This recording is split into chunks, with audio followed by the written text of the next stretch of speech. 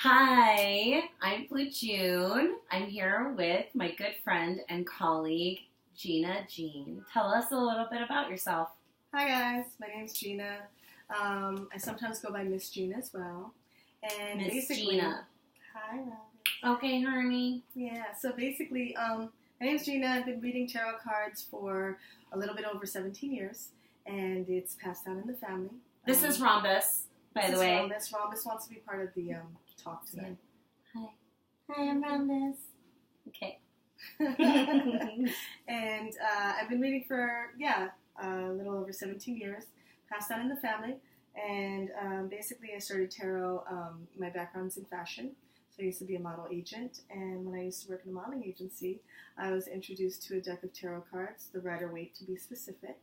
And the exact words of my colleague was, "Here, Gina, you're weird. You'll like this." And I'm like, yeah, you're weird. You'll love this. This will be great. Thanks. Yeah. And then I just started reading them and studying them and finding more about them and found a school dedicated to tarot in the city, and the rest is history. I just kind of went from there.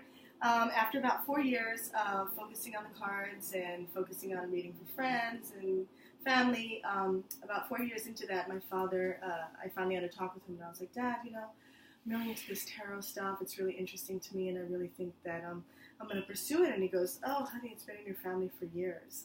So, it was just kind of inevitable. But I should say that I was baptized in the Rosicrucian Order. And at about 8 years old, I was pretty much learning the aura of a candle, or how to read the aura of a candle, in addition to meditations and all of that. So it really kind of comes with the territory, I've been a solo practitioner for just as long, and I just kind of discovered everything in this whole journey that we call, what do we call it? Everything. Everything. The esoteric, I think. Absolutely. I think that's a really good word, because now we're encompassing.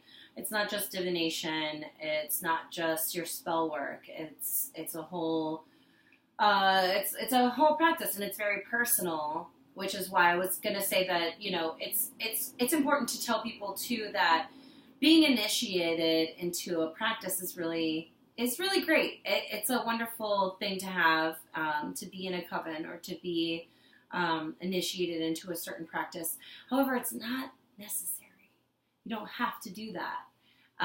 You practicing as a solo witch, which is the term we're going to talk about. Yes.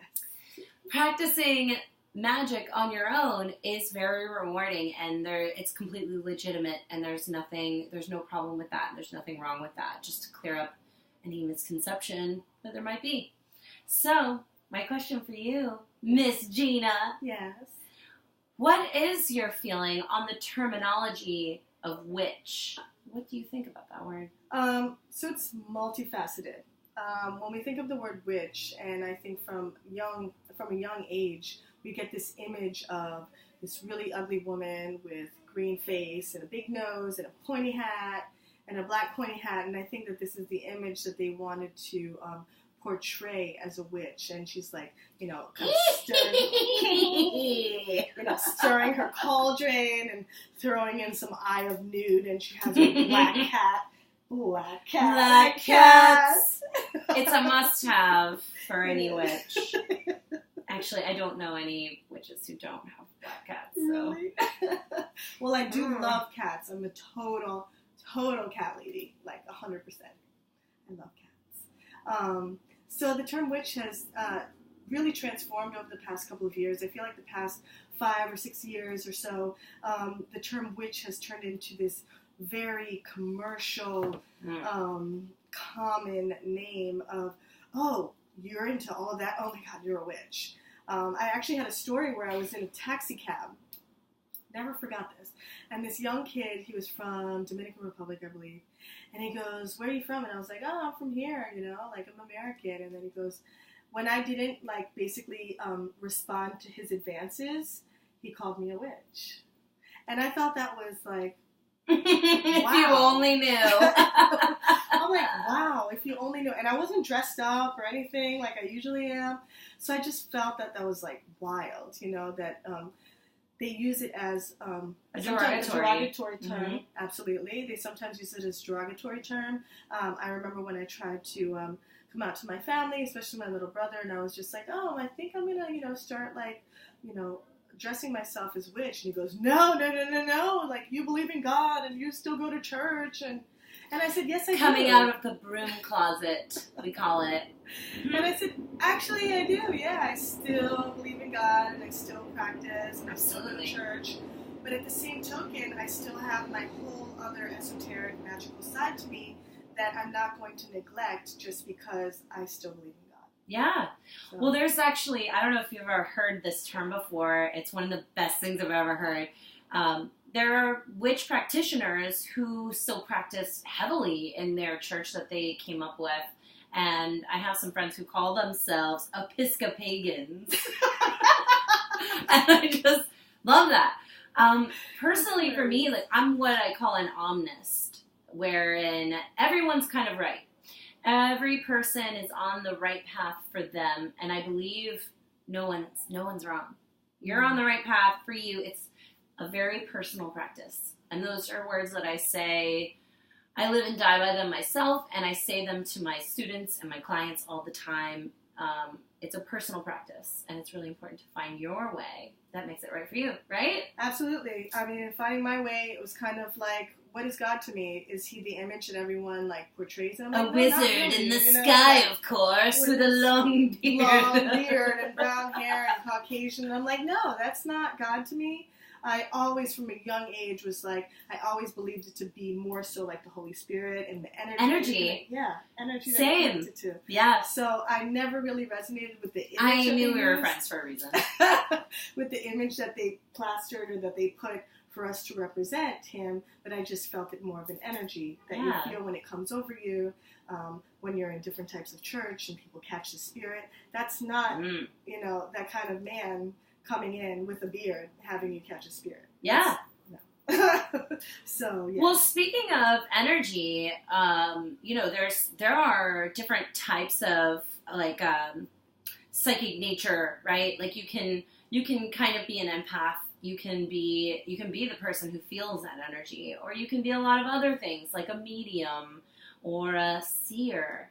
And I think you prefer that term, right? Seer over others? I do prefer over witch, or I'm not pagan as well. I don't study Wicca, and I don't practice Wicca, and I... Paganism does not just mean Wicca. Thank you. Yeah, exactly. Mm-hmm. That's another thing we have to... Yeah, misconception. Debunking. Yes. With Gina, Jean, and Boo June. Exactly. So, well, what do you consider yourself? And I'm really getting to the Salem story. I want you to share your crazy Salem story. So how does because I would consider you a medium, to be honest, but I don't know that you're married to that word. And if not, explain what it is that you are capable of doing and what that experience was like. Go. Absolutely. So I am a psychic tarot reader, and I call myself an intuitive counselor, but I actually prefer the term seer or clairvoyant or voyant, as they call me in France, when I read in France. And so I really connect with that, because I feel like seer and diviner and intuitive are a lot deeper than just witch or psychic. Yeah. Okay. So I just connect with that more. Diviner, I love. Intuitive, I love. Seer, I love. Psychic, a lot of stigma there. We'll talk about that in another episode. Absolutely. But tell us about Salem. Okay, so Salem, let me just tell you. Gina was in Salem around Halloween, like for the Halloween season, for an entire month. Correct. Woo! And in her own capabilities and her personal practice, there was a lot of crazy stuff going on. So I understand that you were working as, what was the word you used? Modalities? Yeah, I had to use different modalities, basically. But on call. Like, whatever they decided she was going to be for that reading, that's what she was. And that's exhausting for anyone who does any kind of energy work. You can only imagine, like, oh, just pull the spirits out of the thin air, and, like, here you go. Like, your spirits must have been exhausted, too. So you were not only working, 6 days a week or every day, Just about every day. Long Basically, hours. I was working like from the 1st of October to the 1st of November. It was in the town of Salem. It was the psychic fair for the town of Salem. And they basically had us doing all different modalities. Tarot was the most popular, but so was mediumship. So the mediumship was a minimum of half an hour. But every other reading was 15 minutes. So I was doing clairvoyance, crystal ball reading, bone casting, angels, channeling, you name it, past lives, you name it. I was doing it. So it really wasn't intensive for me in Salem, and I really learned a lot. It's beautiful work. Yeah. It's beautiful Absolutely. work. It's wonderful service that you're doing. You're helping a lot of people with that ability, and you really pushed yourself to the absolute limit. But on top of that, you were staying in a haunted house. So I was hoping you could tell us some of your spirit adventures. So my spirit adventure, we basically rented a house, me and 5 or 6 other psychics. So imagine there was 6 psychics in a house in the middle, right on the water. This was actually in a town called Rockport. I don't know if you guys are familiar with it. But I was staying in Rockport, and it's a very old town. It's like our grounds were built in 1809. And the first night we got there, beautiful place. I fell asleep in the bedroom, and I wake up to basically a Puritan couple that was haunting the house. That was basically like, we just want to let you know that this is our house.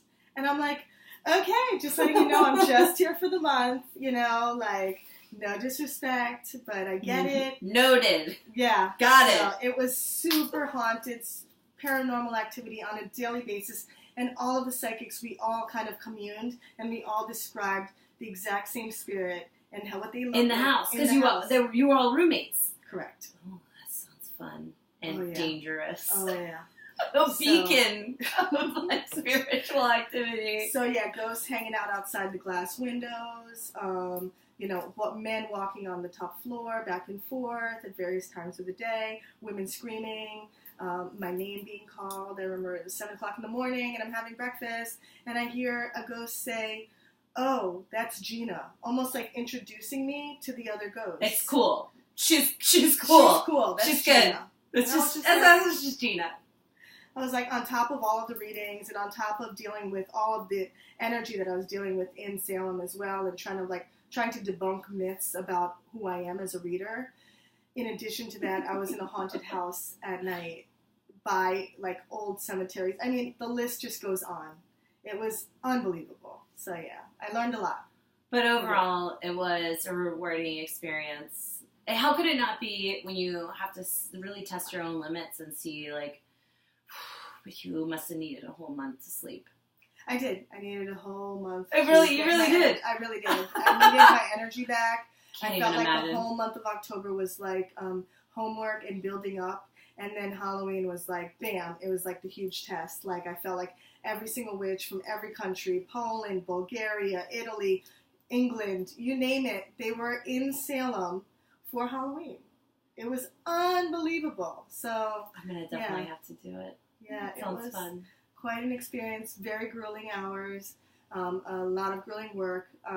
Thank God I got some time to see like some, luminaries such as Lori Cabot and... I want to meet her as a fan. Okay. Yeah. A little bit of a fan. A little bit. Yeah. She's worth it. I believe it. I stalk her a little bit on Yelp and Facebook. Okay. Yeah. She accepted my friend request, so we're going to be best friends. Exactly. Thank you so much for being here. You're very welcome. And sharing your private stories. Appreciate it. We'll see you guys next time. See ya.